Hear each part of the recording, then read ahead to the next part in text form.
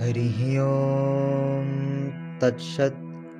श्रीमते रामचन्द्राय नमः।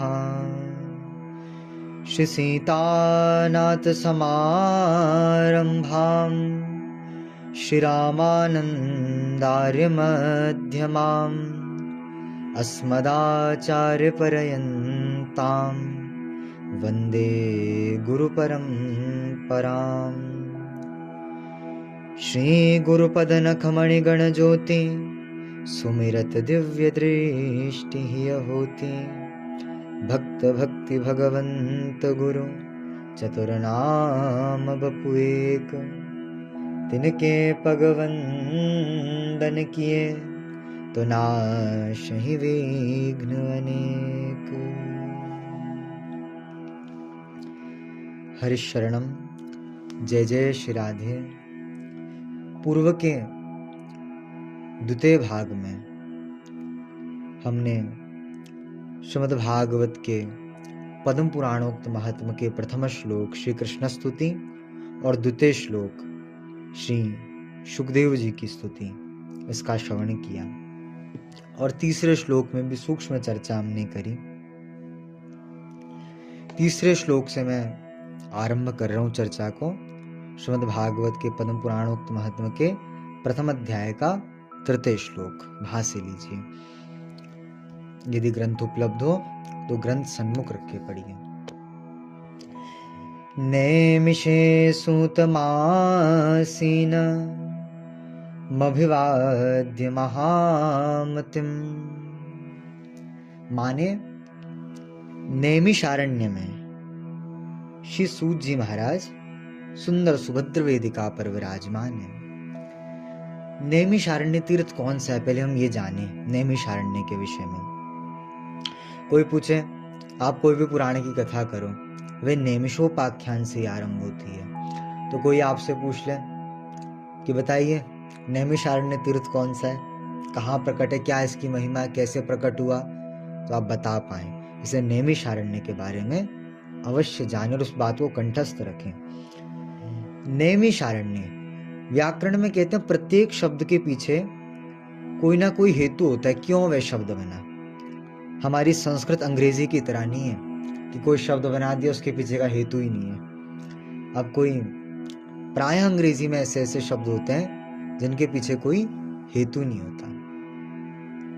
अब कोई किसी से पूछ ले अच्छा माने गुड, अब तुम गुड क्यों कहते हो, उसका अर्थ बताओ अंग्रेजी से, तो GOOD इसका ऐसे थोड़ा निकाल के बता पाएगा। प्राय अर्थ नहीं होते अंग्रेजी में, पर हमारे यहाँ व्याकरण में संस्कृत में प्रत्येक शब्द में ये शब्द क्यों आया, इसका हेतु क्या है, पूरे हेतुओं का वर्णन संस्कृत में होता है। इतनी समृद्ध हमारी भाषा है। नैमिषारण्य का नाम क्यों पड़ा, तो मैं अभी बता रहा हूं आपको। नैमिषारण्य में कौन तपस्या करता है, शौनकादिक ऋषिगण 88,000 ऋषि निरंतर वहां साधन करते हैं। एक समय प्रयाग में महर्षि भरद्वाज निवास किया करते हैं। मानस जी में भी लिखा है ना, भरद्वाज मुनि बसहि प्रयागा जिनहि राम चरण अति अनुरागा।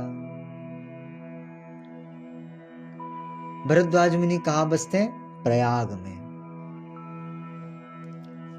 इस अत्यंत पावन प्रयाग क्षेत्र में जो तीर्थों का नायक है, तीर्थों का राजा है, उस प्रयाग क्षेत्र में महर्षि भरद्वाज निवास किया करते हैं। उन भरद्वाज महर्षि के शिष्य हैं श्री शौनक जी महाराज। किनके शिष्य हैं शौनक जी, भरद्वाज महर्षि के। मैं बार बार इसलिए बोल रहा हूं ताकि कंठस्थ हो आपको सारी बातें। अभी प्रश्न भी आएंगे इन्हीं से ध्यान से सुनिएगा। श्री शौनक महर्षि के, किनके शौनक महर्षि गुरुदेव कौन है, महर्षि भरद्वाज। उनके संरक्षण में वे भजन साधन और बाकी ज्ञान आदि मार्गों का अनुसरण करते हैं। एक समय प्रयाग स्थित लगभग 88,000 ऋषिगण हैं जो शौनक महर्षि के साथ कथा में 88,000 ऋषिगण बैठे हैं। वे नैष्टिक ब्रह्मचारी हैं, घर गृहस्थी वाले नहीं है, वो नैष्टिक ब्रह्मचारी वो हैं। और नैष्टिक ब्रह्मचारी यति के भांति सन्यासी की तरह होता है, उसको सन्यासी की ही संज्ञा दी जाती है शास्त्र के अनुसार। ऐसे 88,000 ऋषियों के साथ महर्षि शौनक हैं। ये बात लगभग घटना द्वापर के अंत की है, कलयुग का आरंभ होने वाला है तब की ये घटना है। द्वापर के अंत में उन सब ने विचार किया, ऋषियों तो सर्वज्ञ ज्ञाता होते हैं ना, सर्व उनको सब बातें पता होती हैं। उन्होंने देखा कलयुग आने वाला है और कलयुग में सर्व साधन बाधका, भागवत जी कहती हैं सारे साधनों में बाधक वह कलयुग बनने वाला है। तो हम भजन करते हैं, तपस्या करते हैं, साधन करते हैं, हमारे साधन में कलयुग बाधा उत्पन्न ना करे, ऐसा कोई स्थान खोजें।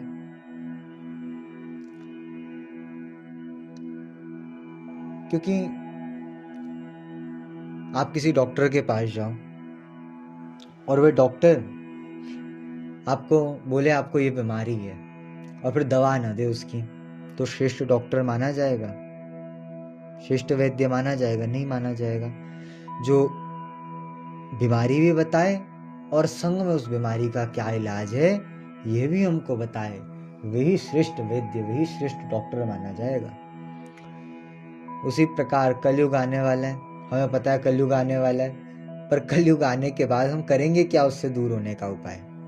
कैसे उस कलयुग के कली के प्रभाव से हम बचकर अपने साधन में रत रहें? यही तो श्रेष्ठता का विचार है। तो यही महर्षि शौनक ने विचार किया और अपने गुरुदेव भरद्वाज महर्षि सब ऋषियों के साथ प्रयाग क्षेत्र के भगवान श्रीमन्नारायण का ध्यान किया।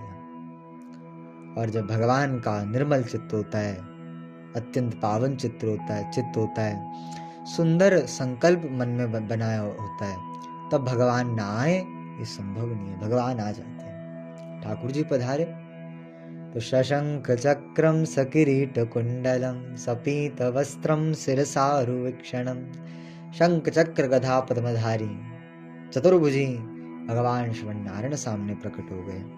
सूर्य को भी लज्जित करने वाला जिनका पीताम्बर है, तुलसी कुंद मंदार पारिजात सरोरु, ये वन के 5 पुष्प होते हैं, इनकी वनमाला भगवान धारण करते हैं। बार बार ये काम आएगा आपके, इसे याद करो। पंच वनमाला में कौन से 5 फूल होते हैं? तुलसी, बार बार आते हैं ना, भगवान ने वनमाला पहनी। वनमाला किसे बोलते हैं? जिसमें 5 फूल हो, तुलसी, कुंद, मंदार, पारिजात और सरोरु। सरोरु माने कमल को कहते हैं। तुलसी, कुंद, मंदार, पारिजात और सरोरु माने कमल। ये 5 होते हैं, चाहे तो लिख लेना इनको कहीं, इनको कंठस्थ करना। ठाकुर जी वनमाला धारण करते हैं, उसमें क्या है? ये 5 फूल विराजमान होते हैं।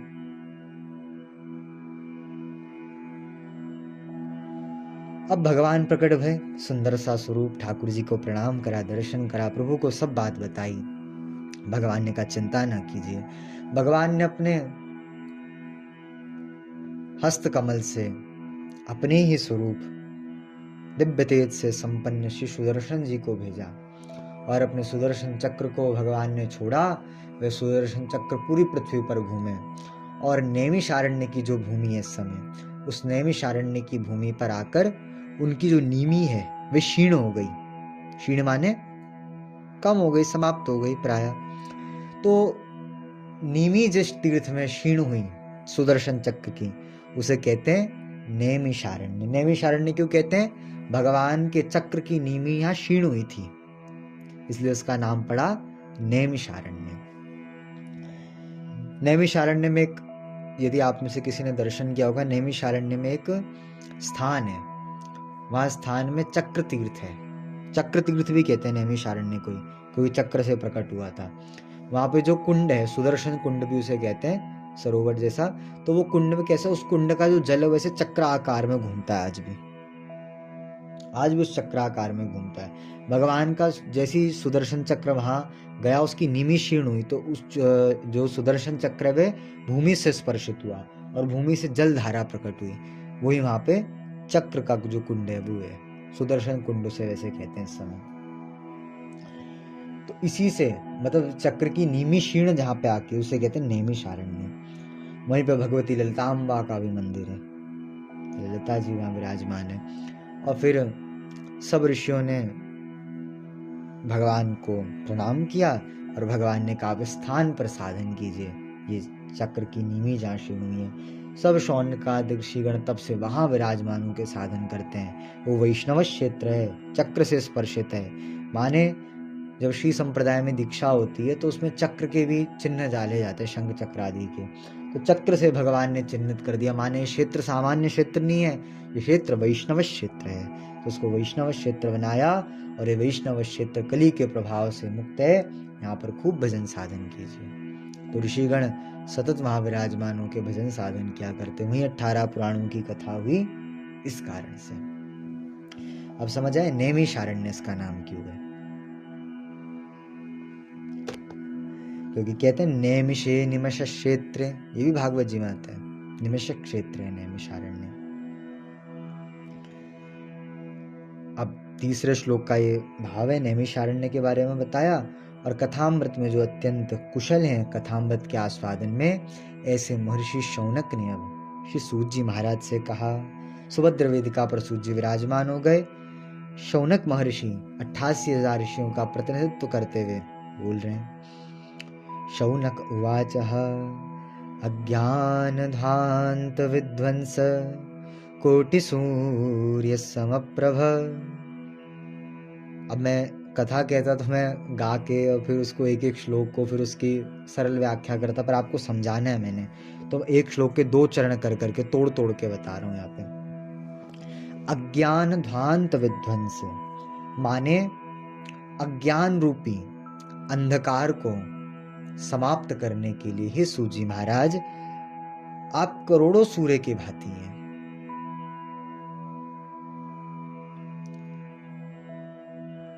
हमारे हृदय में अज्ञान, मतलब इसका तात्पर्य कि हमारे हृदय का जो अज्ञान है भगवान उसको दूर कीजिए। उसको दूर करने में आप करोड़ों सूर्यों की भांति हैं। जैसे किसी भी क्षेत्र में कितना भी अंधकार क्यों ना हो, सूर्य की उपस्थिति होने पर वह अंधकार समाप्त हो जाता है। उसी प्रकार हे भगवान हमारे हृदय में कितना भी अज्ञान क्यों ना भरा हो, आप अपने ज्ञान रूपी प्रकाश से, ज्ञान रूपी सूर्य से उस अंधकार को दूर कीजिए, ये इसका भाव है। फिर दूसरा चरण श्लोक का, सूतख्याय कथा सारम मम कर्ण रसायनम। हे सूत जी महाराज आप कथा सार में श्रवण किया कराइए। कथाएं तुमने बहुत सुन ली, इतने 17 पुराणों की सुन ली, पूर्व पुराणों की सुन ली, पर भगवान अब हम कथा सार श्रवण करना चाहते हैं। माने सारी कथाओं का जो सार सर्वस्व तत्व है वे क्या है, उसको आप श्रवण कराइए कृपा करके। मम कर्ण रसायनम, जो हमारे कर्णों को रसायन की भांति लगे। रसायन का स्वरूप क्या है? माने अत्यंत सुलभ हो हमें। आप कहोगे आप रसायन को सुलभ क्यों कह रहे हैं? देखो आयुर्वेद में 3 प्रकार की औषधि होती हैं। एक होती है भस्मौषधि, एक होती है काष्ठौषधि, एक होती है रसौषधि। भस्मौषधि, काष्ठौषधि और रसौषधि। भस्मौषधि क्या होती है? जो भस्म आदि होते हैं, स्वर्ण भस्म, चांदी की भस्म, ताम्र भस्म, तो इसे भस्मौषधि कहते हैं। ये भस्म से जो बनती है, मतलब राख की भांति जो भस्म होती है ना, उसकी तरह औषधियां होती है, उसको भस्मौषधि कहते हैं। एक होती है आयुर्वेद में काष्ठौषधि। काष्ठौषधि माने काष्ठ कहते लकड़ी को, तो लकड़ी से मानो गिलोई की, गिलोई होती है, गिलोई में लकड़ी होती है ना, वो औषधि हो गई। हमने किसी वनस्पति की उसकी केवल टहनी तोड़ दी, उसका रस बना दिया, वो काष्ठ औषधि के अंतर्गत आती है। दूसरी होती है रसौषधि। रसौषधि माने जैसे हमने किसी का रस निकाल लिया गिलोई का, और एलोवेरा जिसको घृत कुमारी कहते हैं हिंदी में, उसका रस निकाल लिया, इसे कहते हैं रसौषधि। 3 प्रकार की औषधि होती हैं, पर ये 3 औषधि सबको सुलभ नहीं है। तीनों की तीनों सबको सुलभ नहीं है। भस्मों से कोई वैद्य के पास जाए और बोले वैद्य जी मुझे बीमारी है, उन्होंने कहा अच्छा ठीक है इसका इलाज बताते हैं। क्या इसका इलाज है? तुम भस्मौषधि लेना, थोड़ी सी स्वर्ण भस्म मलाई के साथ चाट लेना। कोई गरीब व्यक्ति जाए, अब बेचारे के पास खाने के लिए नमक रोटी की व्यवस्था बड़ी मुश्किल से जुटती है, जैसे तैसे अपना पेट पालता है। वो मलाई के साथ भस्म, स्वर्ण भस्म चाट पाएगा क्या? सोने की भस्म होती है वो, तो एक समय की दवाई पता नहीं कितने हजार की होगी वो, तो नहीं चाट पाएगा। तो सबको सुलभ नहीं है भस्म औषधि। काष्ठ औषधि, काष्ठ औषधि भी, जो काष्ठ होते हैं ना, वो भी जाना पड़ता है उनको वन में ढूंढने। किसी किसी को उसका ज्ञान होता है, फिर मिलते नहीं मिलते। उसको भी थोड़ी कड़वी होती है कई काष्ठ औषधि, सब ले नहीं सकते उसको। ये उसमें भी होते हैं, कड़वी है, सहजता से मिलती नहीं है, सबको सुलभ नहीं है। इस कारण से काष्ठ औषधि भी अधिक सरलता से नहीं मिल पाती। तीसरी है रस औषधि। रस औषधि बड़ी सरल होती है और बहुत शीघ्र प्रभावी होती है। रस है ना वो, तो क्या होता है, काष्ठ को मिलने में समय लगता है, पर रस जो होता है ना आयुर्वेद में, वह रस शीघ्रता से हमारे रक्त के साथ मिलकर प्रभावशाली हो जाता है। तो रस औषधि क्या करती है, हमारा शीघ्रातिशीघ्र रोग समाप्त कर देती है। और रस औषधि बहुत महंगी भी नहीं आती, बहुत सस्ती आती है रस औषधियां। शीघ्रता से हमें रोग से मुक्त कर देती हैं, सहजता से मिल जाती है, सस्ते में मिल जाती है। तो रस औषधि बड़ी सरल है। तो माने सूजी कह रहे, सूतक ख्याई कथा सारम मम कर्ण रसायनम। हे सूजी महाराज, आप ऐसा कथा का सार बताइए जो हमारे कर्णों को रसायन की भांति लगे। रसायन माने सहजता से हमें मिल जाए, सबको बड़ा सहज हो जो साधन। मतलब ऐसा ना हो कि भस्म औषधि जैसा कि नहीं खा पाएंगे, महंगी है, मिले ना मिले, काष्ठ औषधि जैसी मिले ना मिले, कड़वी है, ये सब ना हो। रस औषधि एक रस की भांति हो, वो हमें ग्रहण करवाइए आप। ये इसका भाव है चौथे श्लोक का। पांचवा श्लोक, भक्ति ज्ञान विरागाप्तो विवेको वर्धते महन् माया मोह निरास्तश्च वैष्णवे क्रियते कथम। माने भक्ति ज्ञान वैराग्य को, विवेक को जो बढ़ाने वाली कथा वो सुनाइए। अब मैं किसी किसी श्लोक का ही विस्तार कर रहा हूं, बाकी का मैं केवल शब्दार्थ आपको बता रहा हूं। माया मोह निरासश्च वैष्णवे क्रियते कथम। माया मोह का जो नाश कर दे, हे भगवान ऐसी कथा हमें बताइए। क्यों बताइए? क्योंकि इह घोर कले प्रायो जीवश्चा सुरताम गता। इस घोर कलिकाल में भगवान सारे जीव असुर भाव को प्राप्त हो गए हैं। दिखने में तो लगेंगे कि 2 हाथ पैर वाले मनुष्य हैं, पर उनके हृदय को यदि टटोला जाएगा, उनका हृदय असुर से भी बदतर हो चुका है इस समय। मैं एक किन्हीं महापुरुष को सुन रहा था, वे बता रहे कलयुग में तो व्यक्ति कितना बड़ा राक्षस बन जाता है, अहंकारी घमंडी होकर। सतयुग में जो दैत्य था, कौन था? हिरण्यकश्यपु, हिरण्याक्ष। इनके नामों में कितने अक्षर है? 4। अब फिर आया कौन? त्रेता। त्रेता में हुआ रावण, कितने नाम है? 3। फिर आया द्वापर, कंस, कितने अक्षर हैं? 2। फिर आया कलयुग। कलयुग में कौन है? मैं। ये सबसे बड़ा दुष्ट है, सबसे बड़ा राक्षस है कलयुग का। इस राक्षस से यदि बचना चाहते हैं तो श्रीमद् भागवत का आश्रय लेना चाहिए। अहंकार को चूर चूर कर देती हैं भागवत जी, क्योंकि मलुकदास जी कह रहे हैं, गर्व न कीजे बावरे हरि गर्व प्रहारी। भगवान गर्व का प्रहार करते हैं। जलन खुदी रघुनाथ के ये ना ही सुहावे, जाके तन अभिमान है ताकि तोड़त छाती। मलुकदास जी की वाणी है। तो इसलिए भगवान ऐसा कोई आप हमें साधन बताइए जिससे असुर भाव को जीव प्राप्त हो चुके हैं, उनको कोई हम बताएं ऐसा साधन करो, कठिन वो कर नहीं पाएंगे, सबके लिए सहज जो हो, और इन असुरों को भी भगवान वैकुंठनाथ का पार्षद जो बनवा दे, ऐसी कथा बताइए। क्लेशाक्रांतस्य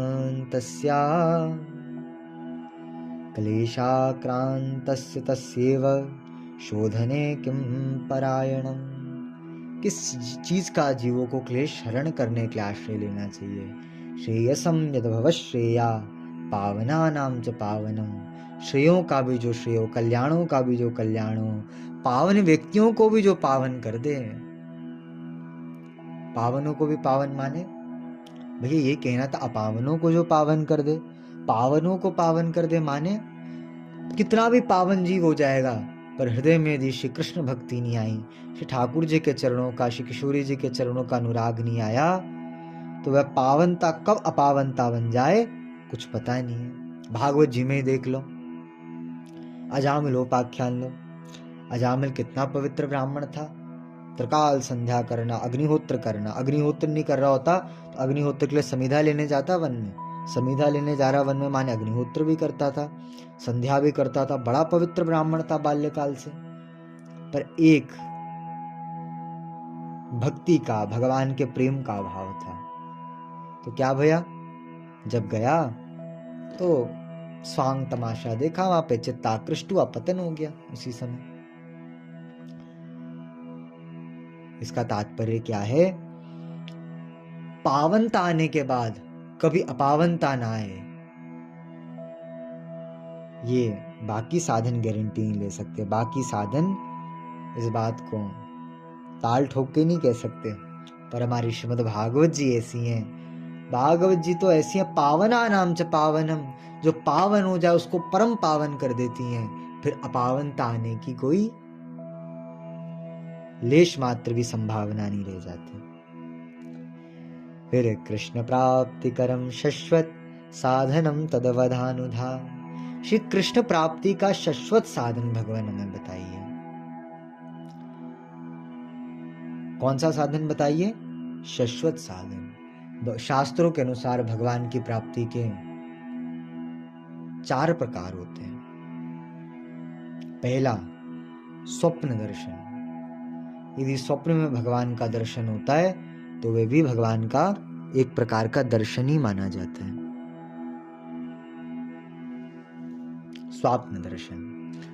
कोई कहता है स्वप्न तो मिथ्या होते हैं, तो भैया ये संसार है, क्या ये संसार सत्य है? कदापि ये संसार सत्य नहीं है, पूर्ण सत्य संसार है। तो संसार में कुछ सत्य हो वे भी असत्य है, और स्वप्न असत्य में हुआ हुआ असत्य, चाहे स्वप्न असत्य ही क्यों ना हो, पर जिन भगवान का उस स्वप्न अनुभव हो रहा है वे क्या असत्य हैं? वे तो परम सत्य हैं भगवान। तो उन परम सत्य का जब स्वप्न में अनुभव होता है, वे स्वप्न भी सत्य होता है। हमारे यहाँ पुराणों में कितने ऐसे चरित्र हैं जहाँ स्वप्न में भगवान ने आशीर्वाद दिया और वास्तव में फलीभूत हुआ। इसलिए स्वप्न दर्शन भी एक दर्शन है। स्वप्न, संत जन कहते हैं स्वप्न क्या है? स्वप्न साधक का दर्पण है। हमारी क्या स्थिति है भक्ति में, हम कितने पानी में भजन के मार्ग में, कि दिखाने का स्वरूप दर्पण है स्वप्न। हमारा कैसा भजन चल रहा है, क्योंकि जैसा साधन, जैसा भजन, जैसा जीवन चलेगा वही स्वप्न में दिखेगा। और स्वप्न एक और चीज दर्शाता है कि हम अविनाशी भगवान के अंश हैं। भगवान का काम क्या? सृष्टि करना। जीव भी सृष्टि करता है स्वप्न में। रथ बन जाएगा, घोड़ा बन जाएगा रथ के, इंसान बन जाएगा, बाण बन जाएगा, तरकश बन जाएगा, सब कुछ बन सकता है स्वप्न में। जैसे भगवान के अतिरिक्त भगवान के अतिरिक्त भगवदातिरिक्त संसार में कुछ भी नहीं है, सब कुछ भगवान का है, सब कुछ भगवान का स्वरूप है। वैसे ही स्वप्न में सब कुछ जीव अपने से बनाता है। उसका तात्पर्य कैसे? भगवान सृष्टि करते हैं, जीव भी सृष्टि करता है, माने जीव भगवान का अंश है, इसका तात्पर्य है। तो पहला दर्शन हुआ भगवान का स्वप्न दर्शन। दूसरा दर्शन है भगवान का ध्यान में दर्शन। स्वप्न दर्शन के श्रेष्ठ दर्शन ध्यान का दर्शन माना गया। हम भजन कर रहे हैं, भगवान का ध्यान कर रहे हैं, भगवान का दिव्य मुरली मनोहर स्वरूप, श्री राम स्वरूप, जो हमारे आराध्य इष्ट हैं, वे हमारे सन्मुख आ जाएं नेत्र बंद करते ध्यान में, तो उसे कहते हैं ध्यान का दर्शन। स्वप्न दर्शन, ध्यान दर्शन। वह स्वप्न दर्शन से श्रेष्ठ है ध्यान का दर्शन। तीसरा दर्शन होता है श्री साक्षात दर्शन। साक्षात दर्शन माने साक्षात ठाकुर जी सामने आ गए।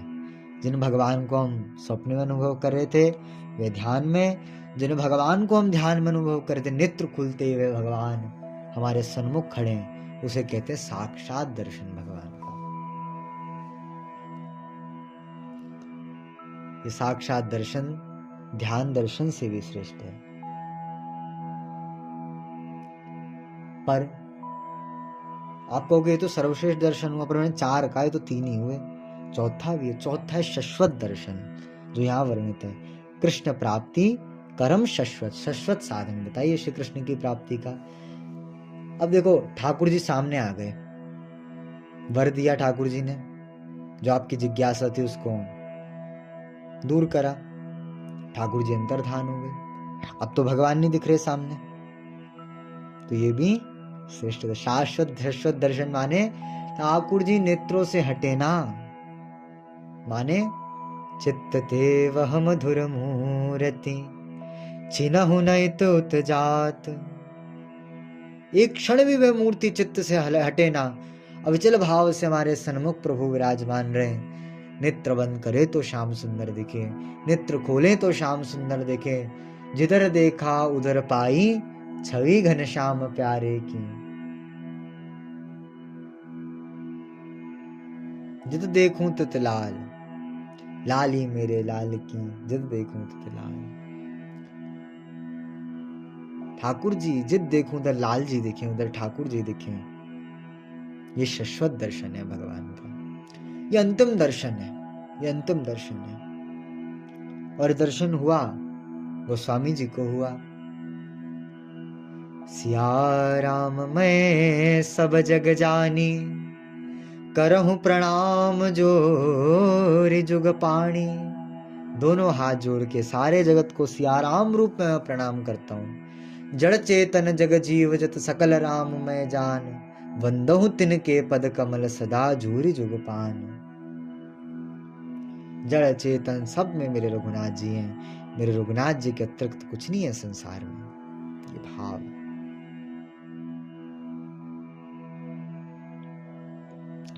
ये दर्शन नामदेव जी को हुआ जब श्री पंडरीनाथ भगवान इस सब रूपों में दिखने लगे।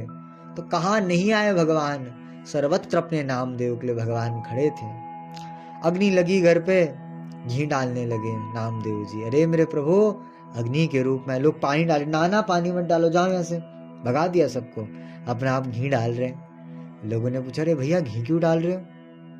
तो बोले आज मेरे पंडरीनाथ अग्नि रूप में प्रकट भय, प्रभु घी पाइए, प्रभु घी पाइए। ये घटना गीता प्रेस के संस्थापक श्री भाई श्री हनुमान प्रसाद पोद्दार जी, उनके साथ भी गीता वाटिका में उस समय झोपड़ियां ही थी, आग लग गई। तो श्री भाई जी गुड़ और घी लेके भगवान को भोग लगा रहे। ऐसा स्वरूप, ऐसा प्रेम। नामदेव जी महाराज की मैं चर्चा करा। नामदेव जी वन में गए, एक समय बेताल प्रकट हुआ, कह रहा लंपक बने पंडरीनाथ। क्या स्वरूप है मेरे पंडरीनाथ जी का आज, बड़े बड़े नेत्र, इतने सारे नेत्र, इतने सारे मस्तक, इतने सारे हाथ, आज तो इतना विशाल रूप धारण करके मेरे पंडरीनाथ मेरे सामने आ गए। बलिहारी है मेरे ठाकुर की, बलिहारी है मेरे विट्ठल की। ये भाव हृदय से निकल रहा है। और था तो यथार्थ में प्रेत, पर उस प्रेत के भीतर से श्री पंडरीनाथ प्रकट भय और अपने नामा को, अपने नामदेव को हृदय से लगाया भगवान ने।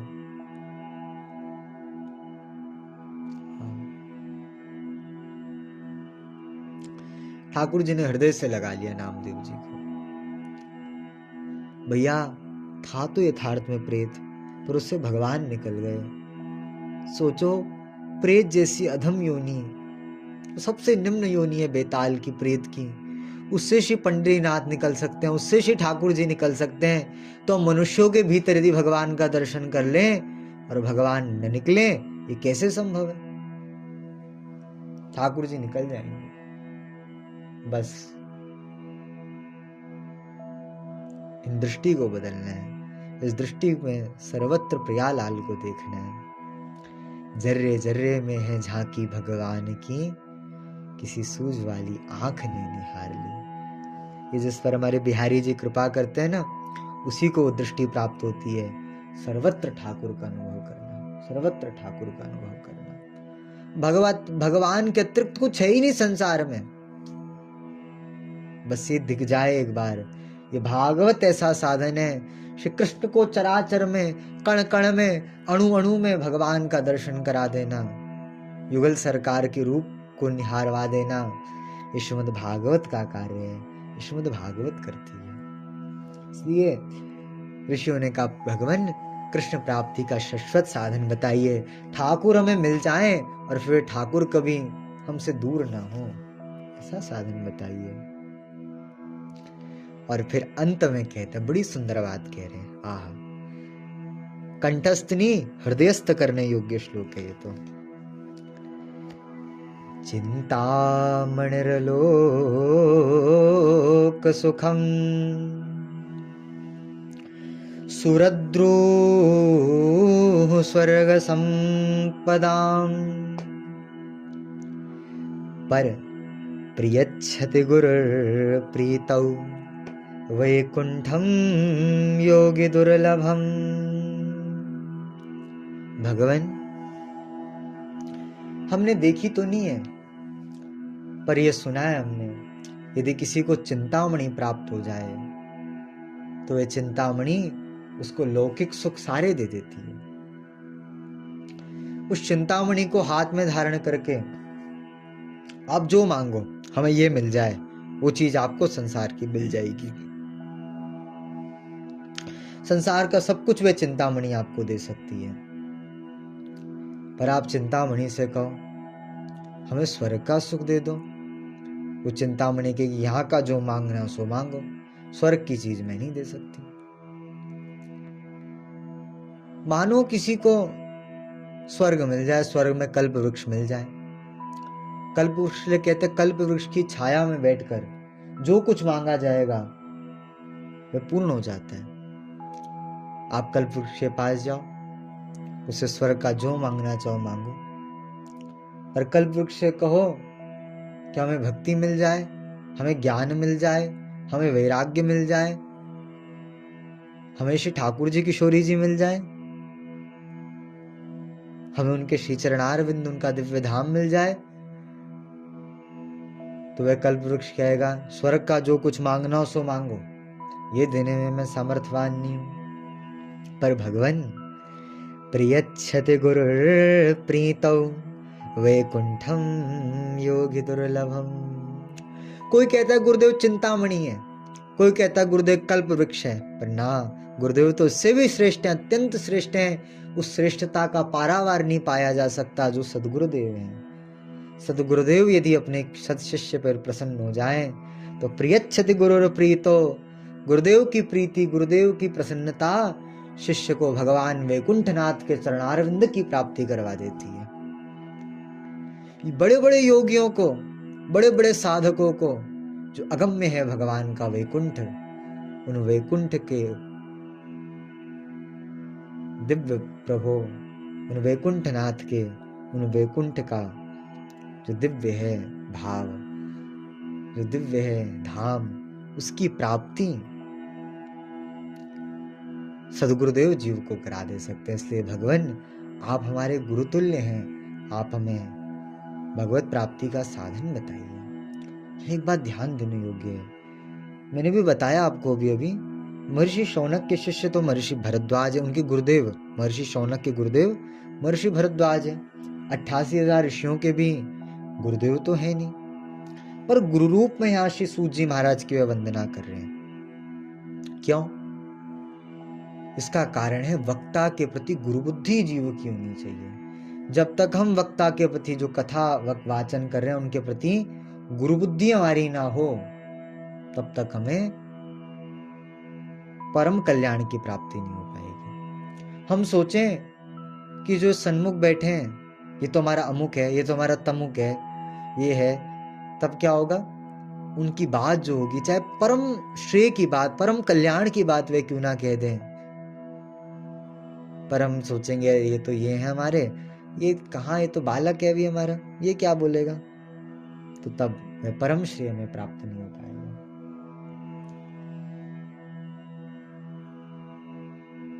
महाराज जी क्या बताऊं मैं आपको, अपना शिष्य भी बैठ के यदि कथा कर रहा हो ना, तो सुना जाए तो इस भाव से सुनना चाहिए कि साक्षात भगवान बोल रहे हैं, साक्षात भगवान बोले, तब वह बात हमारा कल्याण कर पाएगी, अन्यथा कदापि हमारा वो बात कल्याण नहीं कर सकती। यदि हमें परम कल्याण अपना चाहिए तो हमें श्री वक्ता महानुभाव के प्रति गुरु बुद्धि धारण करनी चाहिए। इसलिए कहा, हे भगवान आप हमारे गुरुदेव हैं,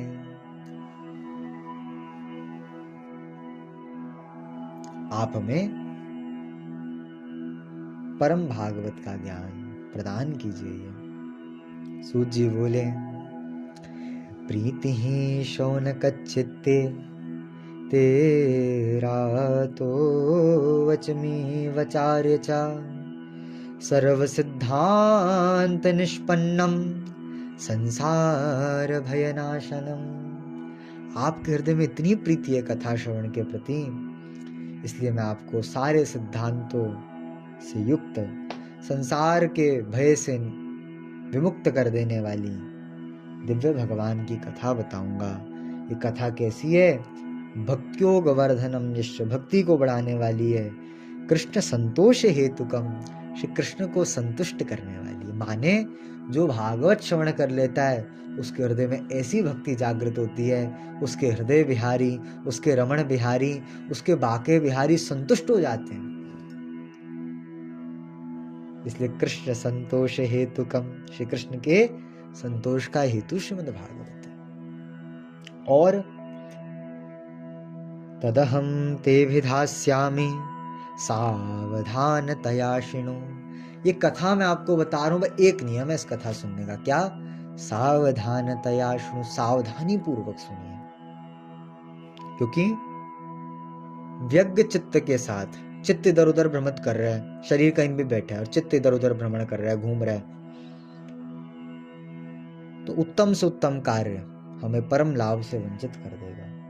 हम घुमा रहे माला और मन तो पता नहीं कहाँ घूम रहा है, विदेशों में घूम रहा है, किस राज्य में घूम रहा है, अरे वो जगह अच्छी थी, वो व्यक्ति अच्छा था, ऐसे मन यदि घूम रहा है तो व्यग्र चित्त हतो जपम, व्यग्र चित्त से साथ जप करोगे जप आपका समाप्त प्राय हो जाए। वैसी असावधानी पूर्वक मन कहीं और है और सावधान हो नहीं, फिर कथा श्रवण करोगे, वह कथा श्रवण आपका जो परम कल्याण होना चाहिए उससे आप वंचित हो जाओगे। फिर इसलिए एक बस नियम है कथा का, सावधानी पूर्वक सुनो, सावधानतया सुनो। अब सूत जी महाराज कहना आरंभ कर रहे हैं भागवत जी के विषय में, भागवत जी की महिमा।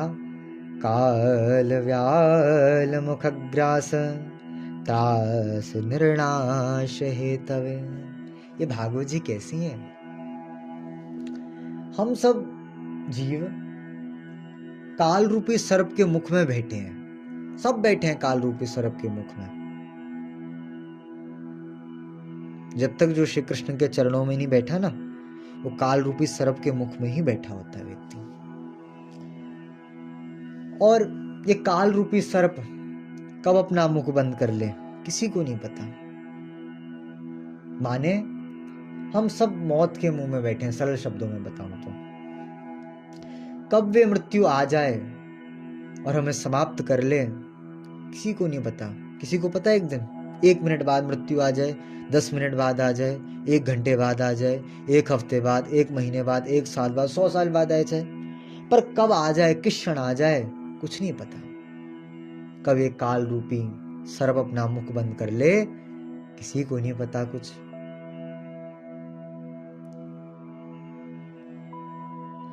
श्रीमद्भागवतम शास्त्रम कलोकीरेण भाषितम। इस काल रूपी सर्प को समाप्त करने के लिए, इस काल रूपी सर्प के भय को समाप्त करने के लिए, और इसको समाप्त करने के लिए इस भाव को, मतलब देखो भागवत सुन ली ना, मृत्यु आएगी पर मृत्यु मृत्यु नहीं बनेगी, वे मृत्यु उत्सव बन जाएगी महाराज। संसारिक जीव रोते हैं, कोई मर जाए, वो व्यक्ति भी तड़पता है जो संसारिक है यदि मरते वक्त, पर हमारे वैष्णवों में जब कोई भक्त प्राण का त्याग करता है, अपने को प्राण का त्याग कर कर श्री प्रियालाल के पास जाता है, वह भक्त परम प्रसन्न होता है, उसके मुख कमल में दिव्य प्रसन्नता होती है। और हमारे वृंदावन में तो भाग बढ़ो वृंदावन पायो, ये गाया जाता है यमुना जी में, जब उनको जल समाधि होती है या पंच तत्वों में विलीन किया जाता है अग्नि संस्कार से, भू समाधि जो भी, तो ये गाते हैं वृंदावन में, भाग बढ़ो वृंदावन पायो। बड़े बड़े देवता तरसते हैं, ब्रह्मा देवता जिस वृंदावन के तरसते हैं वो इनको मिल गया। तो वहां तो उत्सव है, मृत्यु भी उत्सव बनता है भक्त का। इसलिए इस भय को नाश करने के लिए श्रीमद् भागवत शास्त्र है महाराज। ये भागवत कब जीव को मिलती है? तो 12वें श्लोक में कह रहे हैं, जन्मांतरे भवेत् पुण्यम तदा भागवतम लभेत। जन्म जन्मांतर में कोई पुण्य उत्पन्न हो जाए तो तब श्रीमद् भागवत की कथा जीव को प्राप्त होती है।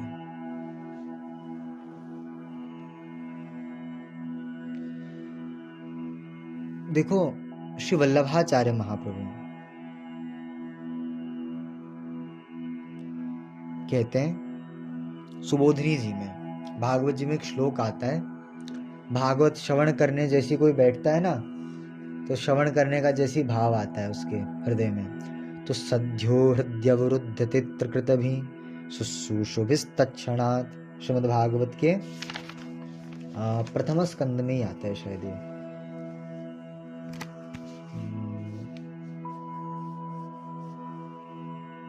सद्यो, हाँ, श्रीमद् भागवत के प्रथम स्कंद के प्रथम अध्याय के दूसरे श्लोक के विश्राम को देखो, विश्राम की 2 पंक्ति, सद्यो हृद अवरुद्ध तित्रकृत भी, अवरुद्ध शब्द है वैसे, इसके उच्चारण कई प्रकार से हो सकते हैं। अवरुद्धते माने रुक जाते हैं भगवान, सद्यो हृद अवरुद्ध तित्रकृत भी शुश्रूषभिस्तत्क्षणात्, अवरुद्धते में सरल बताऊं, बन जाते हैं भगवान, ये मानो आप। तो सद्यः वे श्री भगवान उस जीव के हृदय में बन जाते जो भागवत श्रवण करने बैठते हैं। तो यहाँ कहते शुश्रूषुभिस्तत्क्षणात्, शुश्रूषुभिस्त अर्थ क्या हुआ यहाँ, शुश्रूषुभिस्तत्क्षणात्, तो इसका तात्पर्य क्या है? सुबोधिनी में, सुबोधिनी टीका है ना, श्री वल्लभाचार्य जी की टीका का नाम क्या है? सुबोधिनी टीका। पहले भाग में हमने सुना ना, श्री श्रीधराचार्य जी की टीका का नाम है भावार्थ दीपिका, उस पर उन्होंने प्रकाश लिखा, पंडित श्री वंशीधर जी, भावार्थ प्रदीपिका प्रकाश। श्री वल्लभाचार्य जी की टीका का नाम क्या है? श्री सुबोधिनी टीका। याद करिए इन टीकाओं को, सबको पढ़नी चाहिए सबको, पर पढ़ना पाओ, नाम तो याद रहे, नाम याद रहेंगे तब तो कभी पढ़ पाओगे, नाम ही याद नहीं है तो टीका क्या पढ़ोगे। इसलिए वल्लभाचार्य जी ने सुबोधिनी टीका लिखी, बहुत मधुर टीका है भागवत जी की।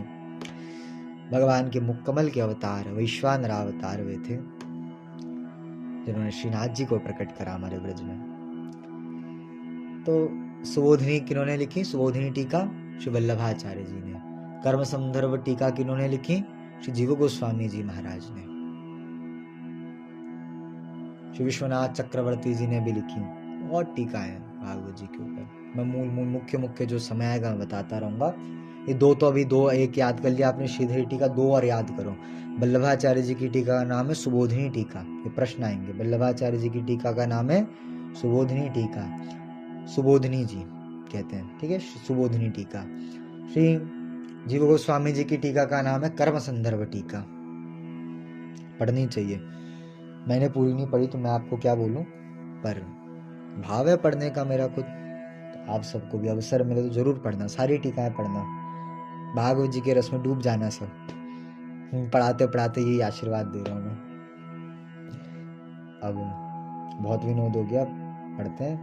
क्या बोलूं, जन्मांतरे भवेत् पुण्यम तदा भागवतम लवे। जन्म जन्मांतर के पुण्य होते हैं तब भागवत जी मिलती है, इस विषय में कह रहा था मैं। तो शुश्रूषुभिस्तत्क्षणात् माने जिस पुण्यात्मा जीव के हृदय में भागवत श्रवण की अभिलाषा जागृत होती है, भगवान अवरुद्ध माने विराजमान हो जाते हैं उसके चित्त में, उसी क्षण आके बन जाते हैं उसके चित्त में आके। अब आपको शुश्रूषुभिस्त पुण्य भी, शुश्रूषुभिस्तत्क्षणात्, तो कृत भी है ना, सद्यो हृदय कृत भी, किसके हृदय में? कृत भी। कृत भी माने पुण्य भी, पुण्य वाला जो, कृत भी माने पुण्य वाला जो, पुण्यशाली। अब कौन सा पुण्य? तो वल्लभाचार्य जी सुबोधिनी टीका में कहते हैं विशिष्ट पुण्य, सामान्य पुण्य नहीं। सामान्य पुण्यों में इतनी सामर्थ्य, भागवत की कथा दे दे किसी को ना, किसी जन्म जन्मांतर में या वर्तमान जन्म में भगवान की या भगवान के प्राण प्यारे भक्त की सेवा का सौभाग्य मिल जाए, भक्त और भगवान की सेवा, उनकी परिचर्या, उनके कैंकर्य का सौभाग्य मिल जाए, उससे जनित जो पुण्य है, वह पुण्य जब उदित होता है तब श्रीमद् भागवत कथा मिलती है। ये वल्लभाचार्य जी का भाव है। तो यहाँ पे भी मुझे भाव बड़ा प्रिय लगा, इसलिए बार बार, मतलब अब सारी टीकाएं पढ़ना आप लोग जब भी जिसको समय मिले। तो उसमें क्या होगा, फिर जब टीकाएं पढ़ लोगे तो टीकाओं का आश्रय लोगे, तो उससे आपको जो जो जहाँ जहाँ भाव प्रिय लगे वो अपना कथाओं में कह सकते हो। मुझे कहीं पे श्रीधराचार्य जी का भाव प्रिय है तो मैंने वो रखा है, कहीं पे वल्लभाचार्य जी का तो वो बता रहा हूँ, कहीं आगे श्री वृत्तासुर में श्रीवृत्त कह रहे हैं श्री जीव गोस्वामी जी, तो कर्म संदर्भ टीका का भाव है। श्री भगवान ने नेत्र क्यों बंद करे पूतना देख के, इसमें सुबोधिनी जी का भाव फिर बड़ा 108 भाव दिए इसमें तो वल्लभाचार्य जी ने, आगे हम सुनेंगे। तो जन्मांतरे भवेत् पुण्यम तदा भागवतम लभेत, माने जन्म जन्मांतर में भगवत भागवत परिचर्या रूपी, भगवत भागवत कैंकर्य रूपी पुण्य जनित हो जाए, उसका फल है श्रीमद् भागवत की कथा। आगे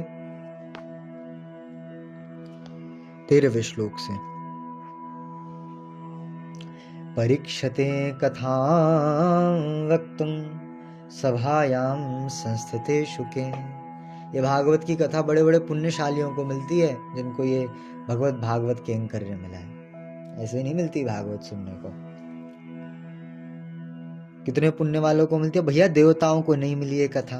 13वें श्लोक से चर्चा का आरंभ हो रहा है। क्या हुआ? सुधा कुंभम गृहीत्वेवं देवस्तत्र समागमन।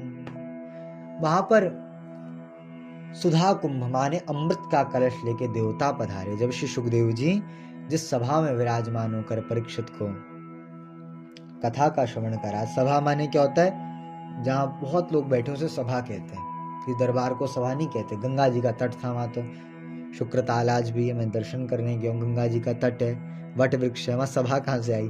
पर वहां सब बैठे हैं इसलिए उसको सभा कहते हैं। ठीक है, व्याकरण से अर्थ तो कठिन हो जाए, देखो सरल अर्थ ले लो हिंदी का, सब जहां बैठे उसे कहते हैं सभा। ठीक है, इतना अर्थ दो। तो सुधा कुंभ माने अमृत का कलश लेकर देवता वहां पर पहुंचे। शुकम नत्वा वदन् सर्वे सर्वकार कुशलस्सुरा। सुखदेव जी को प्रणाम करा, और यहाँ सूर्य जी कह रहे हैं देवताओं को सर्व का, अपना काम बनाने में देवता बड़े कुशल हैं, ऐसा कहा। अब फिर क्या कहा? अमृत कलश लेके पधारे तो श्री सुखदेव जी से बोले, सुधा कथा सुधाम प्रियक्षस्व गृहीत्वेव सुधामिमाम। आप हमारा ये सुधा ले लो, अमृत ले लो आप हमारा, और हमें कथामृत प्रदान कर दो भगवान। एवं विनिमयो जातो सुधा राज्ञा प्रपीयताम। अमृत कलश क्या है? हमारे पूज्य दादा गुरुदेव भक्तमाली जी कहते, ये परीक्षित जी के सामने प्रश्न पत्र था सुखदेव जी का, कि परीक्षित को अमर होना है। अमर माने अपने शरीर पे परीक्षित जी को महत्व बुद्धि है कि मेरा शरीर पुष्ट हो जाएगा, अच्छा है, मैं भोग भोगूंगा, राज्य भोगूंगा, अपना राज्य में रहूंगा, राजा बन के, महाराज हूं, चक्रवर्ती, आराम से रहूंगा। परीक्षित जी को शरीर के प्रति महत्व बुद्धि है, या परीक्षित जी को कथामृत के प्रति महत्व बुद्धि है? यदि परीक्षित जी को अमात्र भी अपने शरीर के प्रति, अपने को अमर करने के प्रति महत्व बुद्धि होती, श्री कृष्ण चरणों के प्रति महत्व बुद्धि नहीं होती, तो सुखदेव जी का आगमन ही नहीं होता कभी। परीक्षित तो विचार कर रहे हैं, कहां से देवता बीच में आ गए, कहां से ये इतनी सुंदर स्वादिष्ट में खीर का प्रसाद मानो पा रहा था, उसके बीच में कहां ये बड़ा सा कंकड़ आ गया, नुकीला सा, जल्दी ये हटे और मैं फिर उसको पाऊं। देवता कहां से कलश लेके आ गए, तो कंकड़ बन रहा है मेरी कथामृत में। तो परीक्षित जी की तरफ जब सुखदेव जी ने देखा, और देखा, परीक्षित शब्द का अर्थ ही होता है परीक्षित, अयम परीक्षिता, माने ये परीक्षित है, इसकी परीक्षा हो गई है, विश्वासनीय व्यक्ति है। तो परीक्षित कौन है? जिसकी परीक्षा हो चुकी है। परीक्षार्थी कौन है? जिसकी परीक्षा होने वाली हो।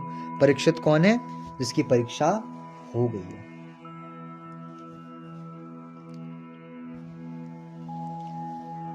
अब जैसी परीक्षित जी का मनोभाव सुखदेव जी ने जाना, सुखदेव जी ने स्पष्ट कह दिया देवताओं को, ध्यान से सुन लो देवताओं, क्वा सुधा क्वा कथा लोके, क्वा काचा क्वा मणिर्महन्, ब्रह्मरातो विचारेवं तदा देवान् जहासुहा। देवताओं, कहाँ तो दिव्य बहुमूल्य मणि और कहाँ सामान्य कांच का टुकड़ा, दोनों की बराबरी की जा सकती है। अब दोनों कहे कांच के टुकड़े, पर मणि मणि है और कांच कांच है, दिखने से कुछ नहीं होता। वैसी कथामृत कथामृत है, और ये तुम्हारा अमृत है भैया। वास्तव में क्वा सुधा, ये सुधा जो है भागवत का कथा, जो क्वा सुधा तुम्हारा जो अमृत है, और श्रीमद् भागवत का अमृत है, इनमें बड़ा भारी यही भेद है, जैसे मणिर में और कांच में भेद है। इसलिए ये कथा तो मैं ही दूंगा। फटकार दिया सुखदेव जी ने उनको, अभक्तांश विज्ञाय नाददो सकथामृतम। अभक्त मानकर सुखदेव जी ने उनको कथामृत नहीं दिया और भगा दिया देवताओं को। अब यहाँ एक बात आती है, थोड़ी अटपटी लग रही है बात। सुखदेव जी जैसे महापुरुष कथामृत नहीं पिला रहे, क्या कथा में कोई अधिकारी ऐसा है कि ये सुने ये ना सुने? मानस जी में तो देवता कहते हैं हम देवता परम अधिकारी, देवता तो परम अधिकारी हैं। मानव जब सुन सकते हैं भागवत, आप हम सब मानव है, हम सुन सकते हैं भागवत, हम सुन ही रहे, तो क्या देवता नहीं सुन सकते कि भागवत? इतने सभा में सब बैठे थे, सुखदेव जी बैठा देते कोने में, क्या जाता है सुखदेव जी का। पर यहाँ एक बात ध्यान देनी होगी, देवता दैन्य भाव से आते, भगवान हमें कथा श्रवण करा दीजिए, तो सुखदेव जी करा देते, परम दयालु है तो। पर देवता क्या कहते हैं? भगवान अमृत ले लो, कथा दे दो। ये क्या हुआ? कथा का विनिमय हुआ, कथा का व्यापार हुआ। इतने दिए, अमृत ले लो, कथा दे दो हमें। ये गलत इन्होंने करा। ये देवता दैन्यता से बोलते, सुखदेव जी सुनाते, माने इसका तात्पर्य जो कथा का विनिमय करे, कथा का व्यापार करे, वह कथा श्रवण का, कथा कहने का अधिकारी नहीं है। जो कथा के पैकेज बनाने लग जाए, इतने लाख की, इतने हजार की, या इतने करोड़ की, जो यजमान जो वक्ता ऐसा कार्य करने लग जाए, वह न कथा सुनने का अधिकारी है, न कथा कहने का अधिकारी। भागवत इसका प्रमाण है। इसलिए जो कथा का विनिमय करे, वह कभी कथा सुनने का अधिकारी नहीं है। दक्षिणा तो केवल एक शास्त्र की विधि होती है कई जगह, कथा का थोड़ी ना है कि कथा इतने की होती है, इतने की होती है। कथा कभी, कथा बहुमूल्य है, कथा श्री कृष्ण की है, इस कथा का फल श्री कृष्ण के चरणों की प्राप्ति है, और वह बहुमूल्य है। पूरे संसार की संपत्ति दे दी जाए, पूरे लोक लोकांतर की, ब्रह्मांडों की संपत्ति दे दी जाए, तब भी भागवत के एक अक्षर की वह बराबरी नहीं करी जा सकती उससे। इसलिए सबने कहा श्रीमद् भागवती वार्ता सुराणाम अपि दुर्लभम। ये भागवत की वार्ता देवताओं को भी दुर्लभ है, देवताओं को भी नहीं मिलती है सहज में। अब ऐसी भागवत की कथा, सूजी कहते हैं भगवान ये भागवत पता है कैसी है। एक समय जब भागवत जी की पूरी कथा सुन ली परीक्षित जी ने, और परीक्षित जी के प्राण, जब भगवान के धाम किसी के प्राण जाते हैं ना, तो सारे लोग, भू भुव स्वहा महा जन तप सत्य, सारे लोग को अतिक्रमण करते हुए वे प्राण श्री भगवान के पास जाते हैं। ध्रुव जी के प्रसंग में इस बात का भागवत में स्मरण आता है। तो उसके प्राण जाते हैं इस प्रकार। तो सत्य लोक से होते हुए गए, भू भुव स्वहा महाजन तप सत्य, ऊपर सबसे ऊपर सत्य लोक है, सत्य के ऊपर भगवान का दिव्य धाम है।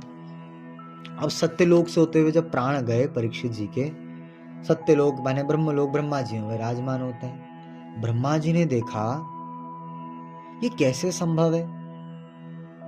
शास्त्र तो ये कहते हैं कि जिस व्यक्ति का सर्प दंशन से मृत्यु हो जाए, सर्प के काटने से उसको अधोगति की प्राप्ति होती है। जिस व्यक्ति की जवानी में मृत्यु हो जाए, अल्पायु में मृत्यु हो जाए, वे भी अधोगति को प्राप्त होता है, उसको भी इतनी ऐसे मुक्ति नहीं मिलती।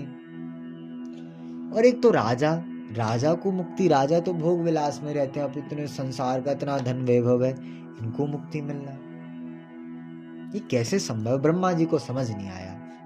तब ब्रह्मा जी ने क्या करा, ब्रह्मा जी ने कहा भागवत की कथा, ये कैसी भागवत की कथा है। तो ब्रह्मा जी ने क्या करा, ब्रह्मा जी ने अपने बुद्धि रूपी तराजू पर एक पलरे पे तो श्रीमद् भागवत रखी और दूसरे पलरे पे अन्य साधन रख दिए। तो क्या भया, लघुनन्य जातानि गौरवेण इदम महत। श्रीमद् भागवत का जो पल्ला है नीचे रहा, मतलब वो भारी रहा, और सारे साधन ऊपर ही रहे। श्रीमद् भागवत के एक अक्षर की बराबरी, एक शब्द की बराबरी भी वे सारे साधन नहीं कर पाए। परम कल्याणकारी श्रीमद् भागवत का साधन है। जो श्रीमद् भागवत का आश्रय ले ले तो पठना श्रवणात् सद्यो वैकुंठ फलदायकम। श्रीमद् भागवत के श्रवण के सद्या भाव से ही, श्रीमद् भागवत के श्रवण के उत्तर क्षण में ही, ये प्रश्न है ना, तो प्रश्न का उत्तर होता है। जैसे श्रीमद् भागवत के उत्तर क्षण में ही वैकुंठ की और भगवान की प्राप्ति हो जाती है।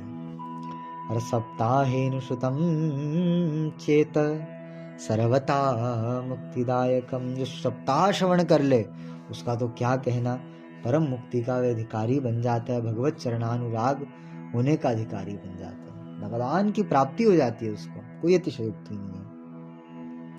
एक बार यही श्रीमद् भागवत की कथा श्री नारद जी महाराज के द्वारा कराई गई, मतलब आयोजक रूप में नारद जी थे। नारद जी ने प्रार्थना करी भक्ति महारानी कष्ट की निवृत्ति के लिए, और सनकादिक भगवान ने कथा करी। ये सप्ताह विधि से कथा उन्होंने करी, वहां भागवत का सप्ताह किया। शौनक महर्षि बोलते हैं भगवान नारद जी भ्रमण करने वाले, सनकादिक भगवान भ्रमण करने वाले, इनका कोई फिक्स एड्रेस तो है नहीं, दोनों के दोनों मिले कहाँ प्रभु, ये बड़ी भारी जिज्ञासा हमारे मन में।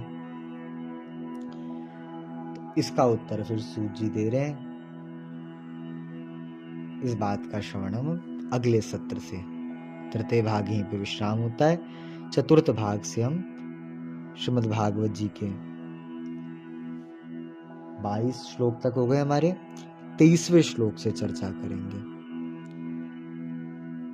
और 23वें श्लोक के आगे की भाव को, रस को श्रवण करेंगे। बड़ा रसमय ग्रंथ है श्रीमद् भागवत। मैं पूर्व से कुछ सोच के बैठा ही नहीं, तुरंत पुस्तक खोल के अभी जो मन में आता है वो बोल देता हूँ, पर विचार करूंगा अगली बार से थोड़ा, यदि ठाकुर जी चाहेंगे। पर रस बहुत है भागवत में, सच में, कहने में सुनने में तो रस है ही, पर आज मैंने अनुभव करा पढ़ाने में भी बड़ा रस है भागवत जी को। बस ठाकुर जी कृपा करें हम डूबे रहे इस रस में, से कभी बाहर ना निकले। आगे नारद जी की कथा, भक्ति महारानी कष्ट की निवृत्ति की कथा अगले भाग से सुनेंगे। श्री वृंदावन बिहारी लाल की जय, श्री भागवत भगवान की जय। जय जय श्री राधे, जय जय श्री राधे, जय जय श्री राधे।